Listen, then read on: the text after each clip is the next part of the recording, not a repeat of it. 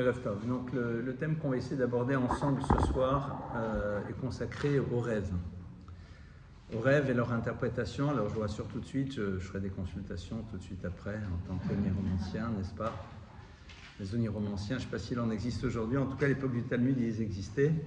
C'est ceux qui sont ce qu'on appellerait les décrypteurs, les décodeurs de rêves. Alors pourquoi ce thème, pourquoi cette semaine?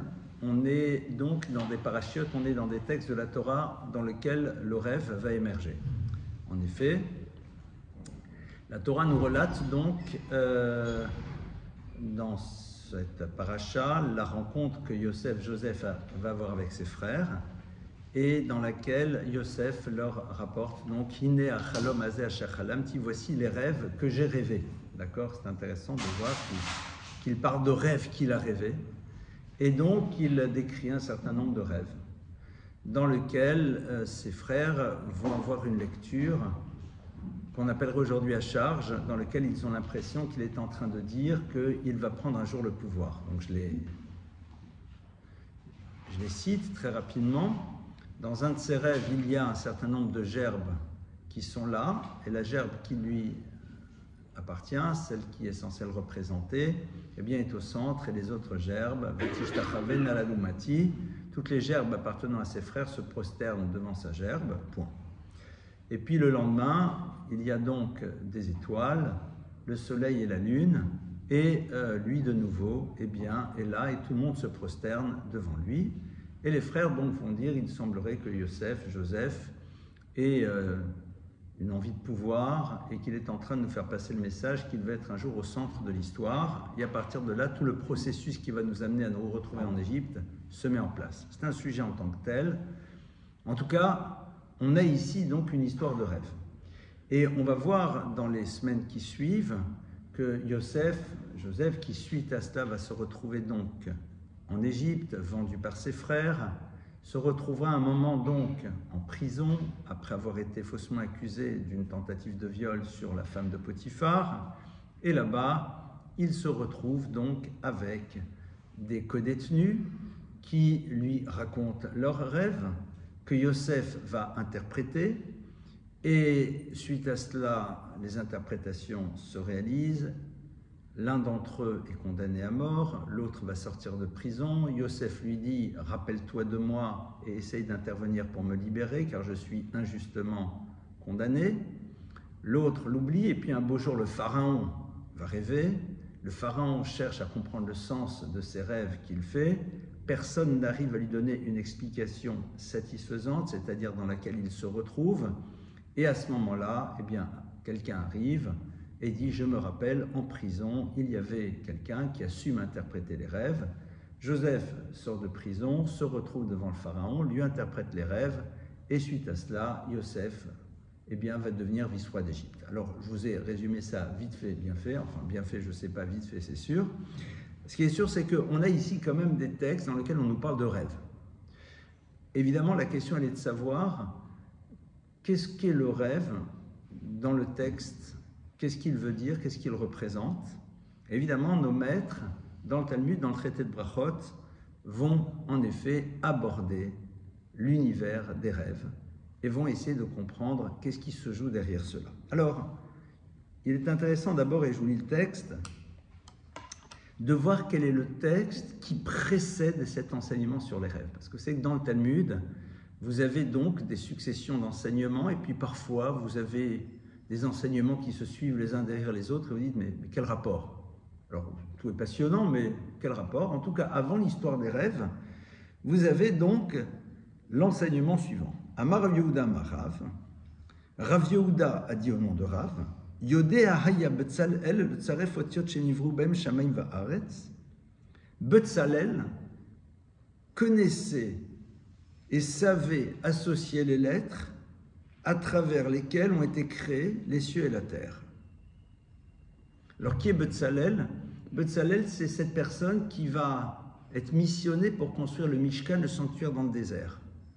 Betzalel va être donc, il est très jeune, il est celui qui va être missionné pour construire le sanctuaire dans le désert. Et on nous dit, Betzalel connaissait, savait être Metzaref, c'est-à-dire associer les lettres avec lesquels l'univers a été créé.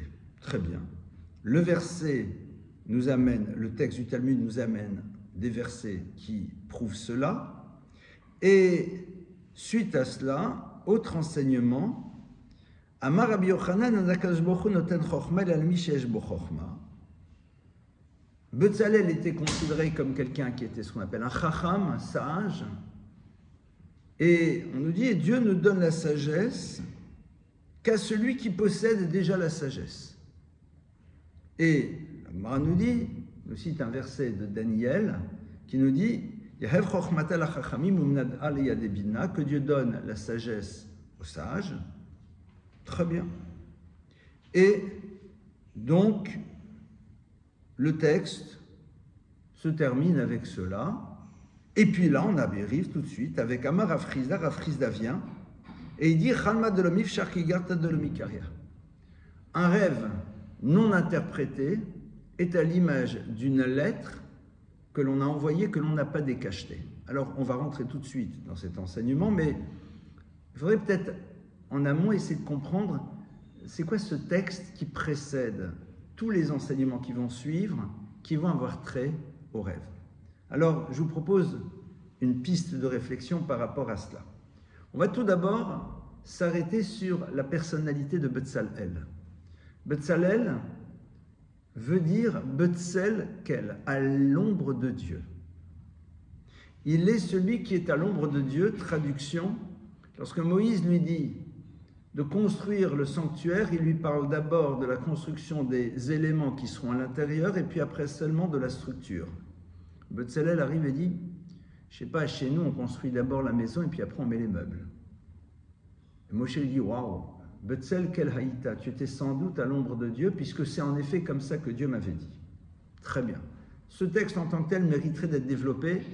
Ce qui est intéressant, c'est que ce qu'il caractérise, c'est la liberté qu'il s'est donnée de pouvoir à un moment questionner Moshe par rapport à ce qu'il lui disait.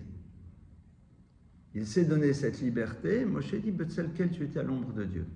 C'est quoi être à l'ombre? Être à l'ombre, c'est tout simplement être dans un rapport de proximité, mais à l'ombre de Dieu, ça veut dire quoi? Parce que si vous parlez d'ombre, c'est qu'il y a nécessairement une réalité corporelle qui est présente, qui peut faire de l'ombre. Or, un des éléments fondamentaux par rapport au divin, c'est que justement, il ne s'inscrit d'aucune manière dans quelque chose qui est du domaine de la corporalité, même si à un moment le texte nous parle de la main de Dieu, du bras de Dieu, mais c'est beaucoup plus des métaphores pour nous permettre d'appréhender un concept. En tout cas, on nous dit qu'il est à l'ombre de Dieu. Donc déjà, on ne comprend pas très bien. Et on nous dit la chose suivante. On nous dit qu'il savait associer les lettres à travers lesquelles l'univers a été créé. C'est quoi au fond? Alors, on va dire que ici les lettres représenteraient donc l'ADN de l'univers, les briques de l'univers, et que Betzalel savait en quoi les lettres pouvaient véhiculer, je vais dire un mot qui me dérange, mais je le dis quand même, des énergies, qui allaient être à l'origine de la création de l'univers, ce qui est une hérésie au fond de le dire de cette manière, parce que l'univers, c'est justement l'émergence de la matière, et donc à partir de cela, de l'énergie. Donc dire qu'il y a déjà des lettres qui possèdent une énergie alors que l'univers n'existe pas, est une hérésie. On est bien d'accord. Mais on va le dire comme ça, parce qu'on ne va pas faire une étude de Kabbale ce soir. Donc c'est pour ça que c'est ça les mots que j'utilise, d'accord? En tout état de cause, Betzalel savait comprendre ce qui pouvait être à l'origine de tout. Et on va essayer de voir quel est le rapport avec le rêve dans quelques instants. Je vous dis tout de suite, c'est comme dans toute étude, au début on a l'impression qu'on ne va pas du tout vers le sujet, on y arrive tranquillement. Et on nous dit quelque chose par contre de beaucoup plus curieux après. On nous dit, et tu sais que Betzalel c'est un chacham, c'est un sage, et d'ailleurs sache que Dieu donne de la sagesse à ceux qui sont sages. Non mais la sagesse primordiale, elle vient d'où alors? Dieu donne la sagesse. Super, donc c'est Dieu. Non, mais à ceux qui sont déjà sages. Mais cette sagesse primordiale, elle vient d'où? Et tout de suite après, on vous ouvre l'univers du rêve. Alors, comme je vous dis, je vous ouvre une piste. Je ne dis pas que ceci veut dire cela, c'est un point de départ d'une réflexion qu'on va avoir. La Gemara est en train ici de nous parler de quelque chose qui est le lieu du lien entre l'être créé et le créateur, qui s'incarne à travers quelque chose qui s'appelle le sanctuaire. Rappelons-nous que le sanctuaire, ce n'est pas le lieu de la rencontre par excellence, parce que le verset nous dit là où tu rappelleras mon nom, dit Dieu, je viendrai, je te bénirai. Leit atar de l'opanoïminé, il n'y a pas un lieu de l'univers dans lequel Dieu n'est pas présent. Il est memalé kolalmim, il est mesavev kolalmim, il remplit les univers et en même temps il est dans la totalité de l'univers, donc dans quelque chose de totalement paradoxal, il est à l'intérieur et à l'extérieur. Et même là c'est difficile parce qu'à l'extérieur ça voudrait dire qu'il y a un cadre. En tout état de cause, c'est ça les termes qui sont utilisés. Et en même temps tu me parles d'un lieu qui est le sanctuaire qui va préfigurer le Beth Amikdash, le temple. Au fond, le sanctuaire, c'est quoi? C'est un lieu dans lequel tu as un certain nombre, pardonnez-moi, d'éléments extrêmement physiques et palpables, mais qui sont là comme étant le support qui te permet d'appréhender la présence du divin dans les différentes facettes de ton existence. Je ne vais pas rentrer dans les détails, ça on en parlera quand on arrivera au texte qui nous parle de la construction du sanctuaire. Et Betzalel, il est celui qui, au fond, est là pour mettre en place un univers dans lequel il y a une réalité physique, mais qui n'a de sens que dans la mesure où elle nous permet d'appréhender quelque chose qui va bien au-delà de la réalité physique des choses. En deux mots, le concret qui m'amène au concept, qui lui-même me permet d'appréhender quelque chose qui me dépasse, a priori. Très bien. Comment est-ce qu'on arrive à ça? À travers ce que tu peux acquérir sans Dieu. Alors sans Dieu, ça ne veut pas dire grand-chose, parce que si Dieu se retire, l'existant n'est plus. La source d'énergie n'étant plus, donc l'existant n'est plus. Quand je veux dire sans Dieu, c'est-à-dire quelque chose qui t'appartient pleinement et dans laquelle Dieu n'est là que pour te donner l'énergie qui te permet de mettre en place cette chose qui t'appartiendra complètement. C'est quoi? Reshit Chochma Yirat Hashem. Il y a marqué le préambule, les prémices de la sagesse sont Yirat Hashem, ce que l'on traduit très imparfaitement en français par la crainte de Dieu, mais que je traduirai plus par la conscience du divin. La seule chose qui nous appartient, c'est cette liberté de voir ou de ne pas voir la présence du divin dans l'univers. Et donc à partir de cela, de penser notre vie fonction de cet état de conscience. Ça, c'est ce qui nous appartient. Je peux être dans le refus de l'inscrire à l'intérieur de ma vie, ce qui ne veut pas dire pour autant qu'il n'existe pas, parce que le déni d'une réalité ne fait jamais disparaître. Qu'on le veuille ou pas. À partir de là, on va rentrer dans l'univers des rêves. Qu'est-ce qui va se passer au fond?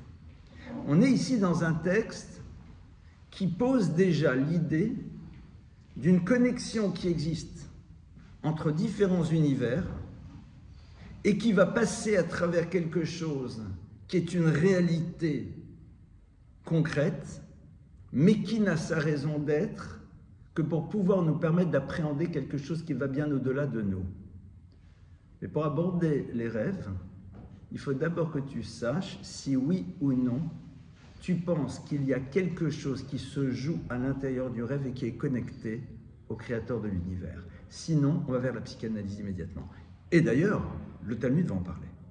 Évidemment, il va parler en effet de cette lecture possible du rêve qui passe à travers l'univers de l'inconscient. On va en parler. Mais en point d'entrée, et c'est exactement ce que Rav Frizal dit. Rav Frizal dit, sache une chose. Chalma de lo meishar kegarta de lo meikre. Un rêve que tu n'as pas cherché à interpréter est à l'image d'une lettre que tu as reçue que tu as décidé de ne pas ouvrir. Traduction, tu possèdes cette liberté de voir dans le rêve ou non quelque chose qui est du domaine du divin et qui s'adresse à toi. Parce que la lettre, tu peux la laisser poser. Tu peux la poser sur le guéridon, ne jamais l'ouvrir. Tu as cette liberté. Le monde du rêve, c'est celui dans lequel on nous pose la question suivante. Es-tu prêt à voir dans l'univers qui t'entoure la présence du divin à travers une forme, je fais attention parce que c'est le point de départ de tous les gourous, donc j'utilise le mot un message, d'accord, mais relativisez, je vous en supplie, quelque chose qui est là ou pas. Et ça, c'est en effet Betzalel, qui possède cette première chorma, cette première sagesse, qui est d'inscrire cette conscience du divin à l'intérieur du monde, et qui donc va savoir créer un lieu qui, en effet, est du domaine du palpable et du domaine du physique, mais dont le sens réel est avant tout ce que c'est censé véhiculer par rapport à l'individu. Et que l'objet en tant que tel n'a de sens que dans la mesure où il est là comme support de quelque chose qui est du domaine du spirituel, mais comme tu es dans une réalité matérielle, il faut que ça s'incarne là-dedans. À partir du moment où c'est clair, là on peut rentrer dans le rêve. Et c'est vrai que toute la difficulté que nous avons dans la relation au rêve, c'est de savoir dans quelle mesure on voit à l'intérieur de celui-ci une dimension interpellante. Et on va lire le texte. Alors, dit l'Agmara, Amar Rav Chizda. Rav Chizda dit, Chalma bisha livme chalma tava, un rêve stressant a plus de valeur qu'un bon rêve. Ve'amar Rav Chizda dit, Chalma bisha tzivuta mistaye chalma tava cheze mistave. Et il dit, il faut savoir que un rêve négatif, le stress qu'il génère fait disparaître la dimension négative du rêve. Tout d'abord, arrêtons-nous déjà sur le personnage qui nous parle de ça. C'est un des maîtres du Talmud qui s'appelle Rav Chizda. Alors, évidemment, le nom veut dire quelque chose aussi. Chizda vient de la racine chesed. Chesed, c'est quoi? C'est le monde dans lequel nous sommes censés vivre. Un monde d'altérité, un monde dans lequel je m'interroge sur la responsabilité que j'ai par rapport à l'univers dans lequel je me trouve. Olam Chesed Ibané. L'univers se crée sur ce principe-là. De la même manière que Dieu a créé le monde sur ce concept, l'univers que je crée moi en tant qu'individu, que chacune et chacun d'entre nous crée, c'est-à-dire le premier microcosme qui va être peut-être en premier lieu sa famille, ses proches, n'a de sens que dans la mesure où les éléments qui le constituent sont là, dans cette interrogation sur ce qu'ils peuvent apporter à celles et à ceux qui sont autour d'eux. Rav Chizda, qui va nous amener à réfléchir sur le rêve, est celui qui est en train de nous dire, vois dans le rêve l'expression d'un don que Dieu te fait à travers la dimension interpellante qu'il va créer chez toi. On est dans un monde dans lequel on n'aime pas être interpellé. Parce que l'interpellation crée un bouleversement qui crée le mouvement. On aime bien rester dans nos zones de confort. L'interpellation que créent les choses, évidemment, génère quelque chose qui est du domaine du bouleversement. Et donc, dans ce cas-là, être bouleversé, c'est évidemment être dans un mouvement qui va s'opérer d'une quelconque manière. Rav Chizda dit, le rêve, c'est un chesed. Le rêve, c'est un cadeau. Le rêve, c'est quelque chose qu'on te donne. Le rêve, c'est une chance. Le rêve, c'est une proposition de mouvement que l'on te fait avec, justement, cette possibilité que tu as de trouver à l'intérieur de lui les éléments qui te permettront de développer ce que Rashi appelle la notion de tchouva, de retour à soi. Ça veut dire quoi? C'est quoi la notion de tchouva, de retour à soi? Alors, de manière générale, les gens vont dans la tchouva, je n'étais pas religieux, je suis religieux. Je ne faisais pas Shabbat, je fais Shabbat. Je suis très pour qu'on fasse Shabbat, clairement, sans aucune ambiguïté, qu'on mange cachère, qu'on mette des téfilines, évidemment. On ne va pas cracher sur notre histoire, ça serait dommage, d'invalider un passé parce qu'on n'a pas encore décidé de le comprendre. Ce serait un peu dommage. Mais la notion de tchouva, au fond, c'est quoi? La notion de tchouva vient de la racine la chouv. La chouv, ça veut dire revenir. Et en vérité, la première chose à laquelle il faut revenir, c'est à soi. Alors vous allez dire que l'expression est belle, peut-être. galvaudé. Parce qu'au fond, ça veut dire quoi concrètement? Il faut savoir revenir à soi, super. Tachles, concrètement, ça veut dire quoi? Alors, on va prendre un texte du Talmud, dans lequel on nous explique un petit peu plus de quoi il s'agit. Ce texte, je vous l'avais déjà une fois cité dans un cours, vous allez sûrement vous en rappeler. C'est la fameuse histoire de la rencontre que Elisha va faire avec un personnage qui s'appelle Gehazi dans une ville qui s'appelle Damas. Le texte nous dit que Vayavo Elisha Damasek. Elisha part à Damas. Damas, la capitale. La Gemara dit, le maître du Talmud dit, qu'est-ce qu'il est parti faire là-bas? Ils disent, il est parti faire tchouva, c'est-à-dire générer le retour d'un homme qui s'appelle Gehazi. Gehazi, c'est un génie. Gehazi, c'est une tête. Et Gehazi a créé une rupture avec ce qu'on appelle aujourd'hui son identité. Il est parti vers le monde des idoles. Alors évidemment, le monde des idoles, c'est pas comme on se l'imagine aujourd'hui. Vous pensez bien que si quelqu'un comme Gehazi va vers ça, c'est qu'il y a une force d'attraction assez incroyable qu'on ne peut plus connaître. Le Talmud, par ailleurs, nous dit que cette force d'attraction était tellement puissante qu'à un moment, on va la faire disparaître. Parce qu'elle est d'une puissance incroyable. Et je ne vais pas vous développer toute la Gemara là-bas, qui est très intéressante sur le dialogue qui s'engage entre eux, mais le point de départ du dialogue, il est le suivant. Elisha rencontre Gehazi, il dit « Chazor becha, reviens à l'intérieur de toi-même. » C'est-à-dire, interroge-toi sur ce qui est à l'origine de tes mouvements. La notion de tchouva, c'est la liberté que l'on se donne de s'interroger sur ce qui est à l'origine des mouvements qui sont les nôtres, pour avoir un regard un peu plus lucide sur nous-mêmes. Le rêve va être donc une invitation à s'interroger sur le pourquoi d'une interpellation dans un quotidien qui semblerait se conjuguer au plus que parfait. Car moi, je veux bien être interpellé si en effet j'ai braqué 3 banques et autres joyeusetés du même genre. Mais je vais me mettre dans le rôle de l'homme parfait, enfin qui pense l'être. Je suis un bon juif, respectueux, gentil, à l'écoute, shomer Shabbat. Je rêve. Super. Interpellé pourquoi? C'est quoi cette notion de tchouva? Par rapport à quoi? Bon, on a tous des points de perfection, des points dans lesquels on peut se parfaire. En vérité, on nous demande à travers l'histoire du rêve de nous dire il y a sûrement des choses chez moi sur lesquelles il y a encore des zones de progression. Ce n'est pas la repentance par rapport à des dysfonctionnements, ça peut l'être, mais c'est avant tout se rappeler que la vie c'est un mouvement perpétuel. Je peux décider de ne pas ouvrir la lettre dans la mesure où tout simplement je me considère comme étant quelqu'un de suffisamment bien pour ne plus avoir besoin de progresser spirituellement parce que je me satisfais de ce que je suis. Et tu as cette liberté. C'est-à-dire que cette liberté-là, nous l'avons.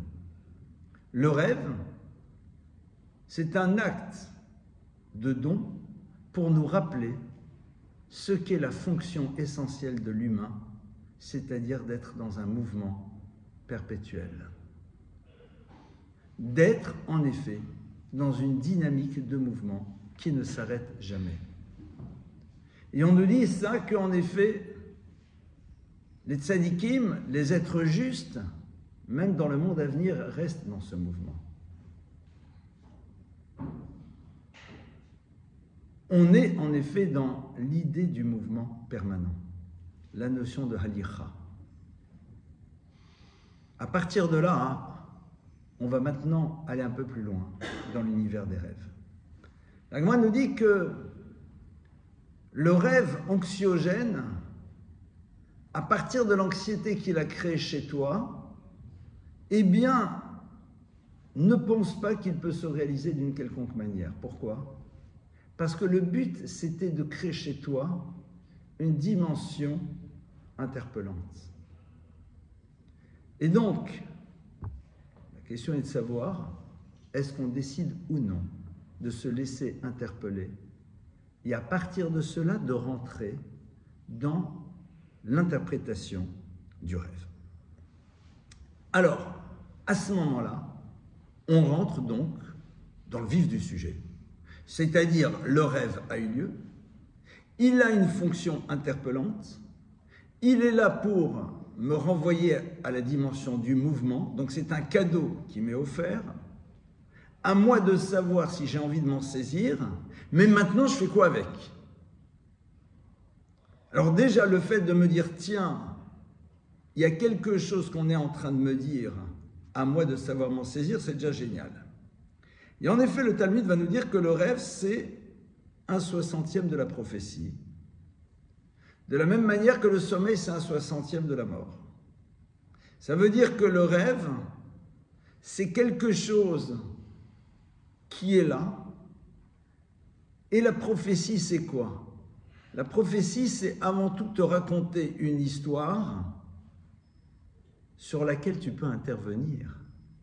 Parce que les prophètes du peuple d'Israël ne racontent pas une histoire qui va avoir une dimension déterministe. Ils t'annoncent un monde des possibles qui va dépendre du mouvement qui va être le tien. Regardez toutes les prophéties. Ils disent, voilà ce qui va se passer, dans la mesure où, en effet, il n'y a pas de mouvement de ta part. Dans la mesure où, en effet, tu restes immobile. Donc, au fond, il y a ici l'idée de tu dois et tu peux et tu dois être dans un mouvement. Mais, première règle, dit la Gemara, Amar Rabbi Yochanan Mishum Rabbi Shimon ben Yochai Kshem she'efshar lebarbelote ve'en kach efshar lachalom beledvarim betelim. Première chose, sache que de la même manière qu'il ne peut y avoir de blé sans qu'il y ait à un moment une écorce non mangeable, vous appellerez la chaume, la paille, ce que vous voulez, de la même manière, il ne peut y avoir de rêve, belodvarim betelim, sans éléments qui n'ont aucun sens. Traduit de manière différente, ne commence pas à vouloir analyser le rêve dans tous ses détails. Sache qu'il y a dans le rêve de toute façon des choses qui n'ont aucun sens. Pourquoi? Pourquoi au fond dans le rêve il y aurait des choses qui n'ont aucun sens? Parce que c'est à toi de décider c'est quoi ces choses qui ne veulent rien dire. En deux mots, la liberté que l'on te donne de pouvoir découvrir dans le rêve un élément qui te permet d'être dans un mouvement, elle t'est offerte. Traduit de manière différente, interroge-toi sur la raison pour laquelle tu as décidé que cette partie ne voulait rien dire. C'est passionnant. Pourquoi au fond j'ai décidé que dans cette partie elle ne voulait rien dire? La Gemara elle continue. Et on va donc aller sur la page d'après. Et là, je vais sauter plein de choses. Parce que sinon, on en a jusqu'à plus que demain matin. Il y a 2-3 pages. Et là, je ne vous ai même pas analysé une demi-ligne. D'accord? Et on a analysé un peu en surface. Alors, la Gemara donc continue. Et va nous dire la chose suivante.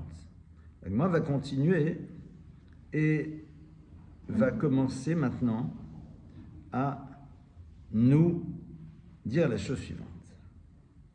Elle va s'interroger sur la problématique suivante. Qu'est-ce qu'on fait quand on est confronté à un rêve dans lequel justement on ne sait pas comment l'interpréter? Qu'est-ce qu'on fait? Alors tout d'abord, la Gemara va nous citer l'exemple de certaines personnes qui étaient des oniromanciens et qui interprétaient, et la Gemara nous dit « Vakol oler achar apitaron » et en vérité, les choses vont aller fonction du pitaron, c'est-à-dire de l'interprétation. Et là, on nous ouvre sur quelque chose de complètement nouveau. On dit « Mais sache qu'en dehors de cette fonction interpellante, le rêve peut-être est en train de te raconter une histoire qui peut être dans le domaine du possible. C'est-à-dire qu'il va y avoir maintenant une seconde dimension. Et cette seconde dimension-là, eh bien, elle va émerger à travers ce que tu vas dire de ton rêve. Traduit de manière différente, tu as la liberté de pouvoir agir sur ton futur dès lors que tu veux le voir de manière positive. Tu as la liberté d'agir sur ton futur. Et donc, va voir, dit la Gemara, quelqu'un qui t'aime bien et qui va, à travers les mots qu'il va prononcer, induire quelque chose de positif. On nous rappelle ici l'importance qu'il y a de la parole et de ce qui se joue dans notre tête pour pouvoir faire advenir une histoire positive. Et on est complètement connecté au début. C'est-à-dire qu'en vérité, qu'est-ce qu'on a vu au début? Yodea, ya Betzalel tzaref et haotiyot shenivru bo ha'shamim va'aretz. Yodea, Betzalel savait comment associer les lettres à travers lesquelles on est dans une création. Sache que les mots que tu prononces, l'interprétation que tu vas dire, va être créatrice d'une réalité et que tu peux en effet intervenir. Il y a quelque chose qui t'appartient là-dedans. Alors on dit, mais celui qui est là un peu désarçonné, alors on dit, donc on soit très clair, à ce moment-là, qu'est-ce qu'il doit faire? Au moment où les prêtres sont en train de bénir le peuple, il doit à ce moment-là exprimer une prière dans laquelle il demande à ce que tous les rêves qu'il fait ne soient que symboles de choses positives.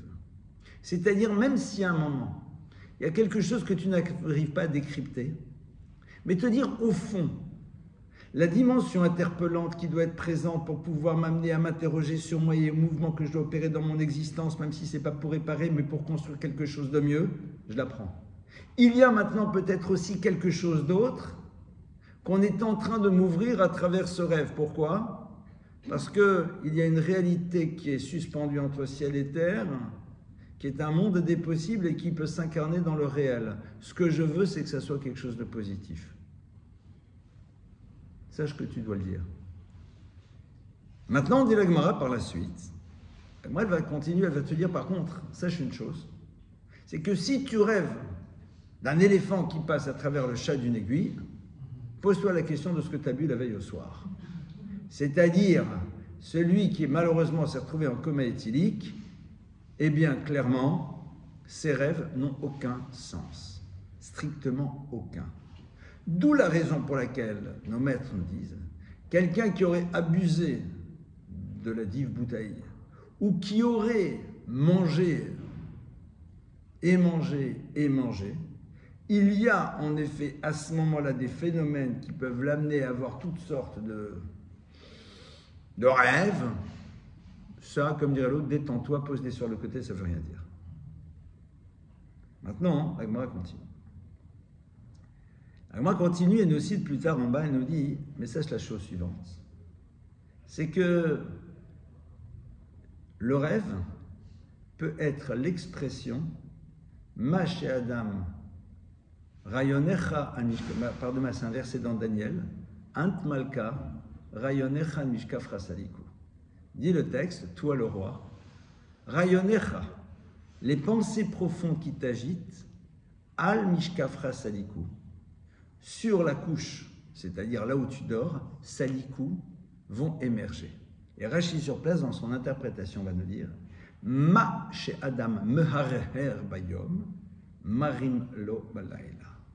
Ce que l'individu est en train de ruminer dans la journée, on va le lui montrer la nuit. Mais si j'y rumine, c'est que je sais ce que c'est. Donc il faut croire qu'il s'agit de quelque chose qu'en vérité m'agite, mais que je n'arrive pas à identifier, mais qui vont émerger au moment où je dors. Et ici, en effet, on nous ouvre à une autre lecture du rêve, qui va être aussi un élément qui me renseigne sur ce qui se joue dans mon inconscient. Ce qui ne veut pas dire pour autant que la dimension d'interprétation positive par rapport à un futur ne doit pas être présente, et qu'en même temps la dimension interpellante qui peut être créatrice de mouvement n'est pas là. Mais on me dit, sache qu'il peut y avoir encore autre chose à découvrir. C'est-à-dire que l'action que tu vas faire pour que le rêve puisse créer quelque chose de positif, tu dois la mettre en place. L'idée que ce rêve est interpellant et donc t'amène à te poser la question du mouvement que tu dois opérer dans ton existence est présente. Mais il y a encore autre chose que tu dois savoir, c'est qu'il peut y avoir aussi autre chose à l'intérieur de ça. Et cette autre chose, c'est quoi? C'est la notion du hirhur. Hirhur, c'est pas une pensée construite, c'est quelque chose qui nous habite, qui nous agite, mais qu'on n'arrive pas nécessairement à identifier. Et évidemment, à ce moment-là, le texte va nous ouvrir, sur 2-3 pages, à nous raconter toutes sortes de rêves et nous dire à quoi ces rêves pourraient-ils faire allusion. Évidemment, je vais vous prendre les rêves qui, a priori, feraient... en tout cas, seraient un peu interprétés, un peu bouleversants. Là, moi, nous dit que la chose suivante. Donc,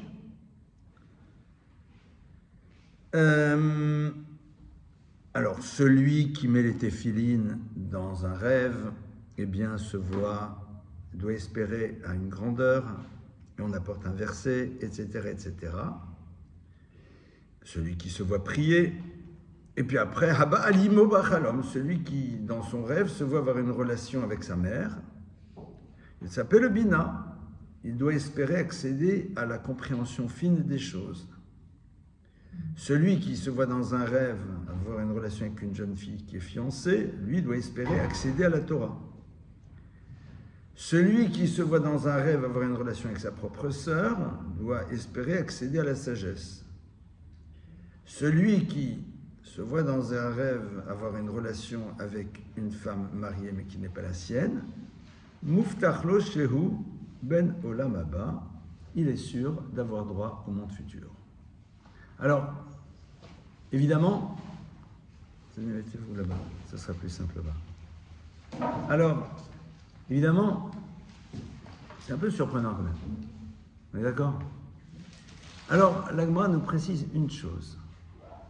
La Gemara nous dit, Vehu, évidemment, de lo yadale, velo irerbe meurta. Il ne faut pas qu'il la connaisse et qu'il n'y ait jamais rien qui l'ait agité dans le regard qu'il aurait pu porter sur elle.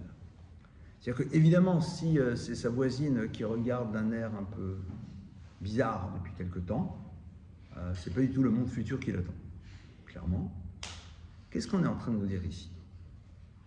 On est en train de nous dire ici la chose suivante, c'est que la lecture que tu peux avoir de choses surprenantes ne sera pas peut-être celle que tu aurais pu imaginer.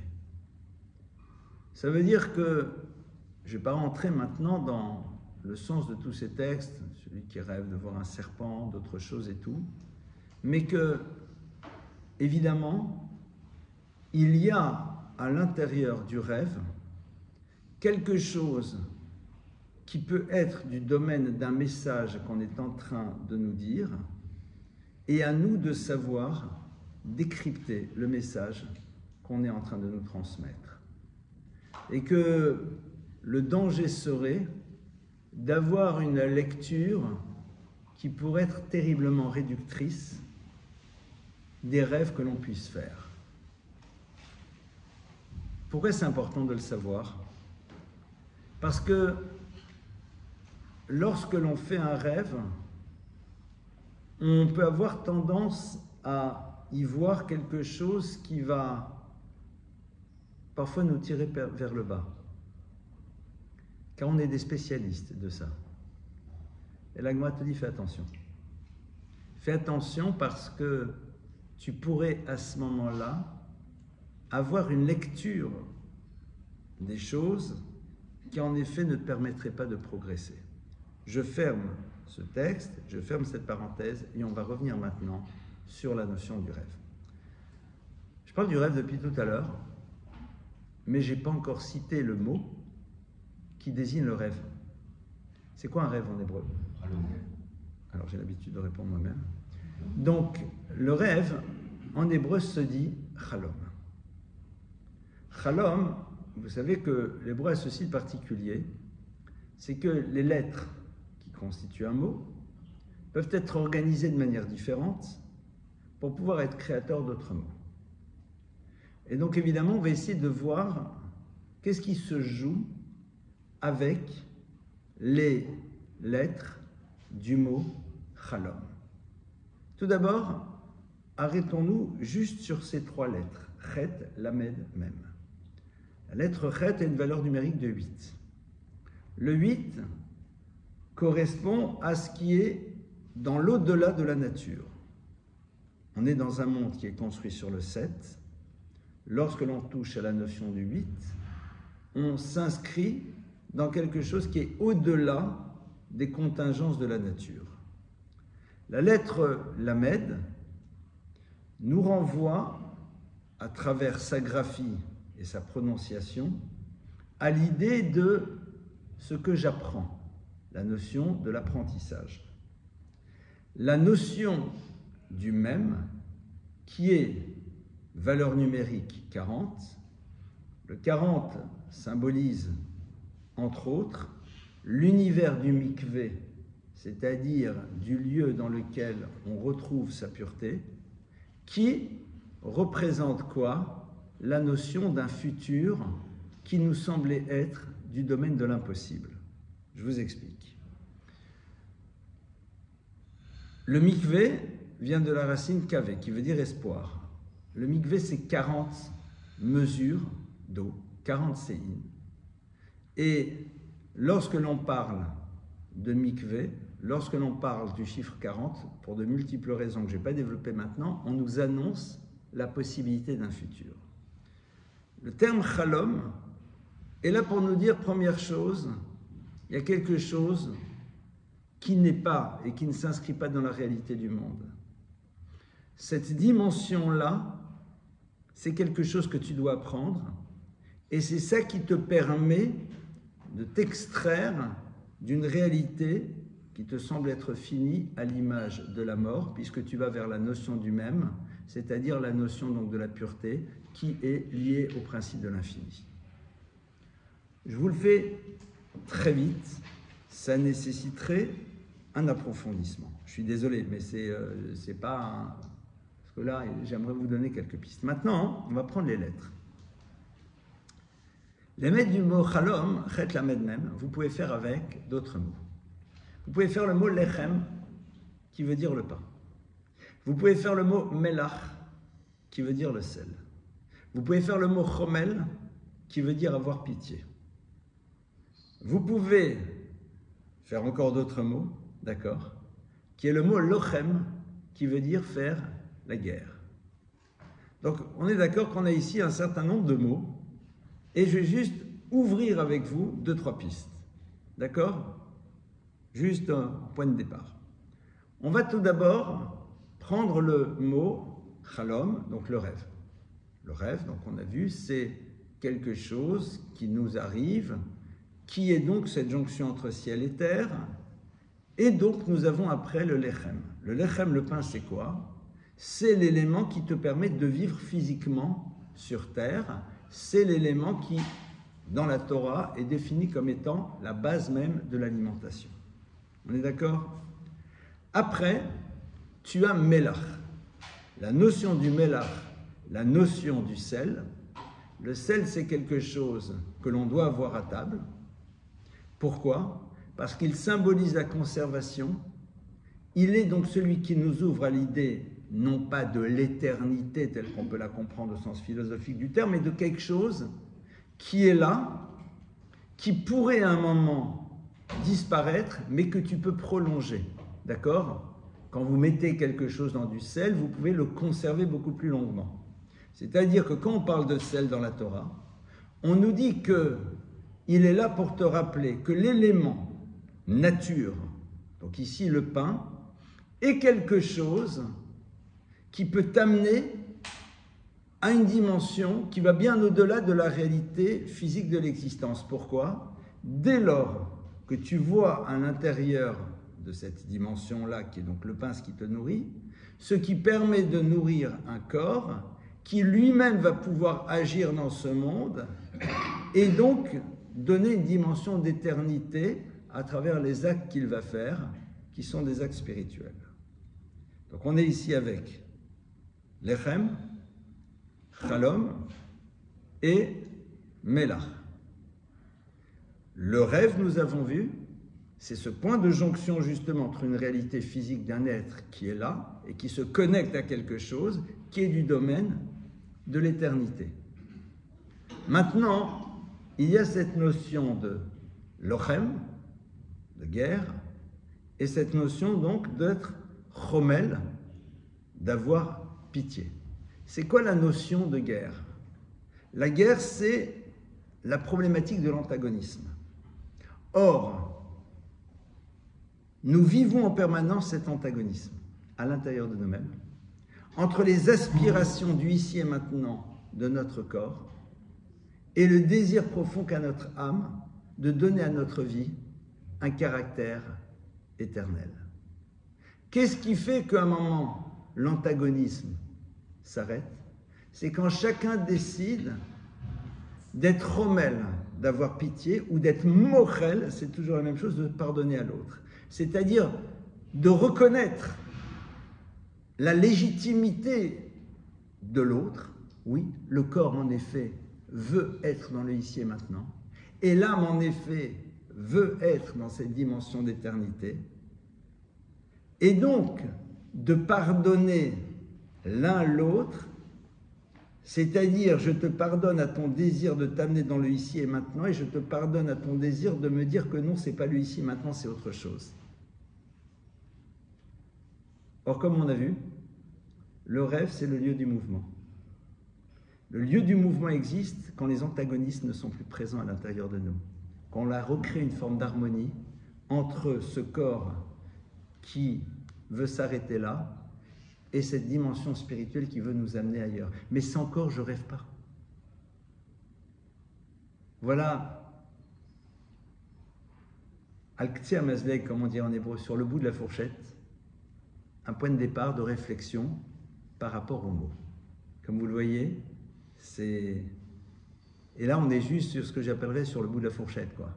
On a commencé à ouvrir par rapport à ça. Maintenant, dernier point. Yosef, donc, puisqu'on a commencé avec lui, va faire des rêves. Ce qui est très intéressant, c'est que les rêves qu'il fait, il va les raconter et ses frères vont les interpréter, mais à charge. Ils vont dire, à travers ses rêves, Yosef est en train de vouloir nous dire qu'il va devenir un jour roi d'Israël.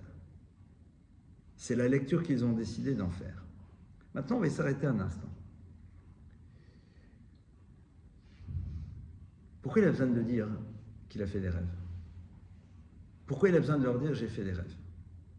Qu'est-ce qu'ils cherchent en leur disant ça?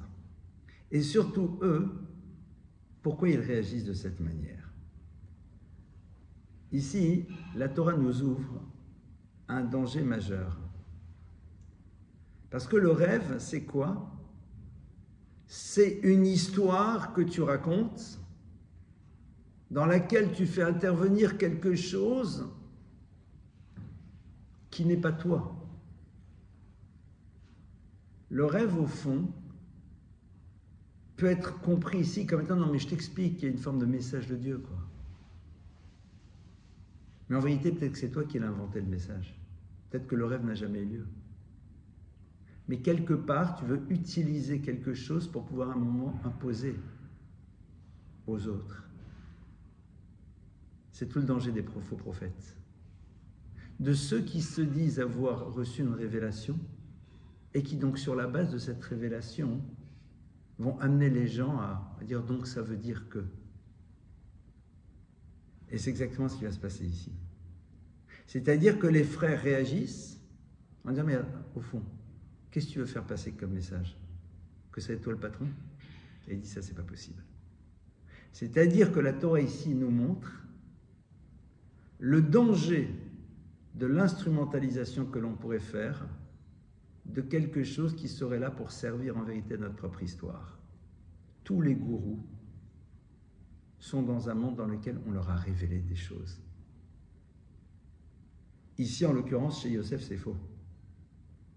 Mais on en voit les dommages et les catastrophes. Maintenant, quand Yosef va se retrouver après en prison, etc., et qu'il va se retrouver dans l'interprétation des rêves du pharaon, il va dire une phrase géniale. Le pharaon va lui dire, j'ai entendu que tu savais interpréter les rêves. Et Yosef va dire la chose suivante, Halol Elokim Pitronim, celui véritablement qui connaît le sens réel des rêves, c'est le créateur de l'univers. Et quelque part, moi en tant qu'individu, si Dieu ne m'ouvre pas à la compréhension réelle des choses, je peux passer complètement à côté de l'histoire. C'est-à-dire que Yosef nous montre comment on peut, au fond aussi, induire une lecture qui va dans le sens de ce qui nous intéresse.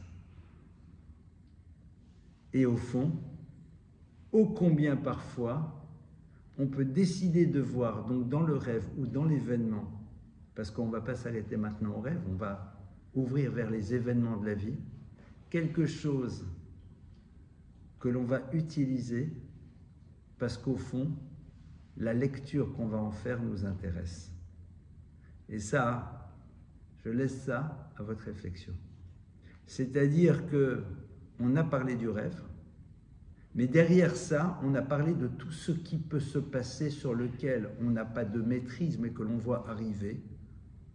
J'ai rencontré, il m'a dit, il m'a pas dit, etc. Enfin voilà, des choses sur lesquelles on n'a pas la maîtrise. Puis on dit, non mais ça veut dire que.